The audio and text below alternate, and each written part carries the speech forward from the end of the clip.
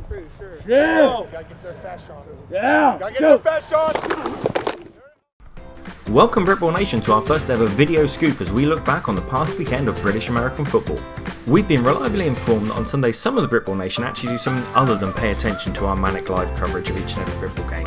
Little things like working, supporting or even playing in the games themselves all rather inconveniently get in the way of keeping yourself up to speed with the results and ramifications from around the nation. Never fear, DC is here with a scoop of the important bits from this past weekend of Britball. So let's jump into it.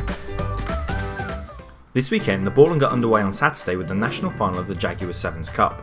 The winners and runners-up from the 4 regional tournaments descended on Craven Cottage Stadium, Fulham, for the chance to compete for the first ever national championship. The tournament prize included medals, a trophy, as well as tickets for the entire winning team to the Jaguars' next game at Wembley Stadium.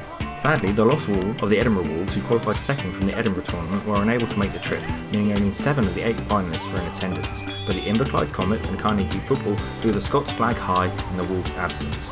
As those who have followed the tournaments might have suspected, it was the London teams who came out of the gates fastest. The London-based Go Mammoth League plays a similar 7-on-7 format to that of the tournament, and so entering the semi-finals 3 London teams, the Baker Street Button Hookers, Dallas Carter and the X-Pads, were joined by the Manchester Crows who booked their place in the finals only last weekend. The grand final saw the Baker Street Button Hookers, who had brought along a proud and vocal little fan base, taking on the London X-Pads. The Pads had required 2 attempts to make it through to Craven Cottage after the Button Hookers had knocked them out in the Wimbledon qualifier in the semi-finals. However, they'd come back and won the Birmingham tournament a fortnight later, and it was obviously worth the trip as the X-Pads would go on to defeat the Hookers in a narrow 7-0 final to become the first ever Jaguars Sevens Cup champions.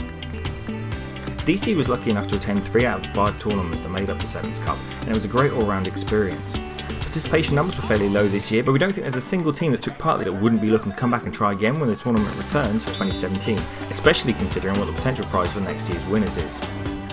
They mentioned the Super Bowl. If you missed the Cup this year, you missed out, but it's definitely looking like the Jags' intentions are to be here to stay, so take our advice and start practicing the grabbing of flags. Also on Saturday, we saw the second round of the Opal Series 2016 as the 19 teams participating this year headed to Sheffield and Northampton for the respective Northern and Southern Conference tournaments. The big game to watch in the North was expected to be the Bigs vs Littles derby as the Coventry Cougars seniors and juniors went head to head. Both teams were coming into tournament 2 undefeated, and with the senior Cougars heavily involved in the coaching of their little sister team, it was an opportunity for the younger Cougars to score one over on their mentors. Yeah, no. The 2-time national champs were ruthless, taking apart their protégés to the tune of a 77-0 hammering. We guess therefore that Saturday's coaching lesson was how to take a beating and bounce right back. Why do we fall, sir? So that we can learn to pick ourselves up. And in fairness, the young Cougars were clearly great learners as they followed up the opening game loss with dominant 59-0 and 81-0 wins over Chorley Buccaneers and Sandwell Steelers. The Cougars seniors now appear to have an unassailable lead atop the Northern Conference, and with the top 4 teams from each conference going through to playoffs, it's still all to play for. Other notable scorelines include Sheffield Hallam going undefeated this weekend, meaning they're sat at 5-1 alongside the younger Cougars, and with a matchup between these 2 teams still to come. Staffordshire Surge picked up their first wins of the year after going winless in Tournament 1. Victories for the Surge over Nottingham and Sandwell keep Staffs in the running for the playoffs, although winless Sandwell and Chorley can no longer make it to the knockout rounds that will take place on December 3rd in Sheffield, as there are already more than 4 teams with 4 or more wins. In the south, the Pink and Black attack continues to hold sway, with both the Northants Titans and Pink Panthers remaining undefeated. The 2 will face off in Opal Round 3 on November 19th in a fixture that will likely decide the Opal South Conference crown. Also staking a claim were the Warwick Wolverines, who haven't looked back since their opening fixture loss to the Northants Titans in Tournament 1. They lit up the Young Peterborough Royals programme for an 88-0 win on Saturday, and at 4-1 will look to see if they can steal a win from the Pink Panthers on November 19th to secure a higher seed. With 4 teams on 4 wins or more and no W's in the bank for Peterborough, the Royals are eliminated from the playoff race, but still have post-season seeding and pride to play for later this month. And finally, Sunday, after a long off-season, Uniball returned, and in the North, didn't the weather just know it. In the Premiership North, the Saints held off a late comeback from the Loughborough Students to take away a 22-19 opening day win. But let's be honest, what we really want to talk about is the Braves-Klansmen game. That looked like one hell of a game. With so many lead changes in the 4th quarter it made us feel dizzy, the Premier North looks like it's going to be a great conference to watch this season. Already showing signs of making strong progress last season when the Braves went 4-4 with a pair of history-making wins over Loughborough, the Derby Braves have clearly spent their scholar dollars well, as their matchup with the Northern champs turned into a festival of big play offensive football. Tolu Ogodana particularly shone in his first ever game for the Braves, rushing for over 100 yards and 2 scores. Likely one of the biggest shocks of the year in the very first weekend, Derby eventually outpaced Sterling in the fourth quarter and held on for a 40-37 victory. We need to see that fourth quarter game tape, nation. In the south, the messy game between Hertfordshire Hurricanes and the Bath Killer Bees ended in a 10-3 win for Hearts, though they did their best to sabotage their own chances with 6 turnovers. Quarterback Kit Varney particularly seemed to struggle in the first half, losing a number of fumbles and their only first half points coming from a kick return touchdown. Varney ended up being pulled, with number 16, if we're reading this right, the rather aptly named Storm, finishing the game under centre for the Hurricanes. Over in the capital, the reigning national champs did their thing and came away from Kingston with a comfortable 30-13 victory. In Division 1, things went largely as expected in the north. Glasgow and Newcastle took away wins, though both had to work harder for them than many would have thought coming into the season. Glasgow and Sunderland were both scoreless at the half, before the Tigers finally edged the match up 6-2, and Newcastle waited until the second half before they started to pull away from a stubborn Mustangs team that led for much of the first half. In the northwest, defensive football was the name of the game. In both fixtures, the teams went into the half with no offensive score. However, the Rams D took back a brace of scores against the Tyrants, and Halfmann returned a pick 6 that finally kick-started their offense and put some shine onto a solid win over Carnegie. Nottingham and Warwick Wolves both staked their opening day claim on the Midlands with big wins, and the matchups between these two teams this season will be games to keep an eye on. The big surprises, however, came in the south.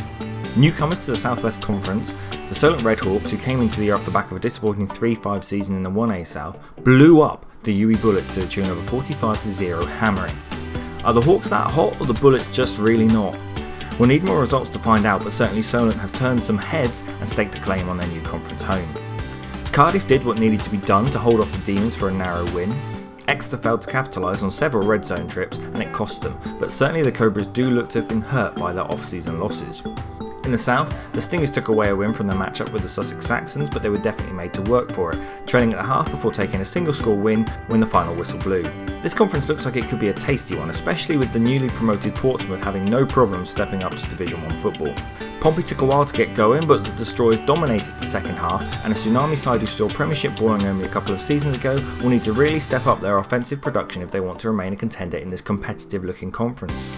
Looking to the southeast, both UEA and Kent upset the pundits by walking away with victories over Bull Bears and the Imperial Immortals. The Raw loss in particular stood out, and it's looking like life after the departure of star QB Idzi Baumgart is going to be a lot tougher for the Bears than expected. Division 2 Ballin doesn't really get underway until next weekend, but we had a scattering of matchups from across the realigned and expanded conferences. Following the disappointing announcement from the LSBU Spartans of their withdrawal from the 16-17 season, we were left with just 6 fixtures across the 6 conferences, all of which went much as our new conference correspondents predicted. Napier looked much as they did last year, impenetrable defence but need to find a spark on offence, while in the Midlands the Coventry Jets are looking confident and excited to be back on the gridiron. They defended their home turf with a comfortable win over the MMU Eagles, but their 31-point offensive showing could have been even more impressive if they'd managed to hold on to the football. Fumbles was certainly a theme of Uniball Week 1. Despite topping our pre-season power rankings, the Brunel Burners were held to a single score victory over Chichester. Given this strong performance, look for the Spitfires to much improve on their 2-5 record from a year ago. Plymouth took away a confident 30-13 victory against Bristol Barracuda, with full-bodied quarterback Fen Trudgeon looking on fine form, though Cuda running back Yemi Falana gave the Blitz D problems with his pace and took in a pair of scores. In a 6-game season where there's no return leg, every win over a rival counts big in Division 2 football this year. The Canterbury Christchurch Chargers took away a modest victory from the Essex Blades, but will be wanting to show more firepower moving forwards. And last but by no means least, welcome to Uniball to the Quimble Vipers. The Vipers only found their head coach with a matter of days to go before rookie recruitment got underway, but they've clearly found their feet fast. Tied at 8-all going into half-time, the Vipers won the mid-game adjustments matchup and put up a whopping 32 unanswered points in the second half to earn their first ever league victory in their first ever league game. In a vulnerable looking conference, don't be surprised if you see the Vipers slithering their way onto our power rankings if they can keep up this kind of form. So, what do you think, nation? Did we miss anything? If we did, let us know in the comments down below and we'll try to make sure we catch it next time. If you like how we're moving some of our content across the video, go ahead and give this video a like, it really helps us out, and make sure you've subscribed because the plan is for there to be a lot more video content moving forwards. Suggestions, questions, or if you want to know how you can get involved with double coverage over this Uniball season, just give us a shout over Facebook. Updated power rankings are on their way, and in the meantime, play hard, play safe, and go check out our Rookie's Guide to your first ever away game over on doublecoverage.com.